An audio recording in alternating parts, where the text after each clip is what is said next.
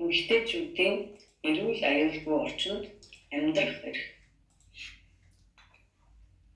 Дэлхийн эрүүл мэндийн байгууллагаас гаргасан амьдралын чанарын үзүүлэлтүүдийг улс орнууд харьцуулсан судалгаанд Монгол улс 2009 онд амьдралын чанарын индексээр 10-аас 547 оноо авсан. Ингэснээр судалгаанд хамрагдсан 160 орноос 87-дугаарт жагсаж байна.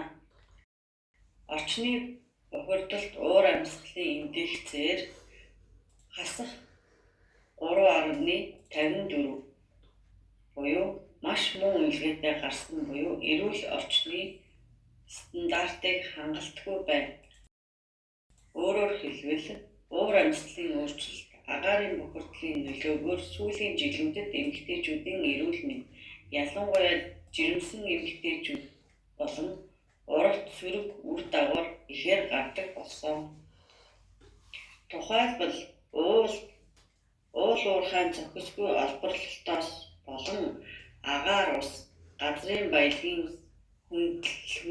хүнлэг бус ашиглалтаас үүдэн арьс харшил амьсгалын замын өөрчлөлт гарах, бохирдсон ус хэрэглэх эсвэл ундны усаа холоос зөөх хэрэгцээ шаардлага тулгарах, дуу чимээтэй холбоотой стресс өртөх, газрын эвдрэл дороотлоос болж амьдрах газраа солих шаардлага тулгарах, хэрэглээний усны чанар хэмжээнд өөрчлөлт орох, газрын бат бөх байдал алдагдах, тоосчлол булангарт өртөх, уул уурхайн хог хаягдaltaй орчинд амьдрах улмаар эрүүл мэндэн дороотох, амжиргаа дордох, нийгмийн харилцаагаа гажуудуулах гэх мэт олон сөрөг үр дагавар үүсдэг.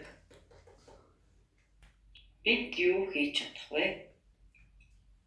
Бид юуны өмнө эрүүл аюулгүй орчинд амьдрах эрхээ хэрхэн баталгаажуулахаа мэддэг байх хэрэгтэй. Үүний тулд хүний эрх болон байгалийн барилгыг ашиглах, хууль дүрмийн талаар мэдээлэлтэй байх, хэрэв эрхэн зөрчигдсөн бол ямар шат дараалтайгаар ямар байгууллагад хандаж гомдол гаргахаа мөн мэддэг байх нь хэрэгтэй. Эмэгтэйчүүд хамтын бүлэг үүсгэн эрх ашгаа хамгаалах нь илүү үр дүнтэй байдаг тул орон нутгийн эмэгтэйчүүдийг эвлэлтэн нэгдэхийг эд санал болгож байна.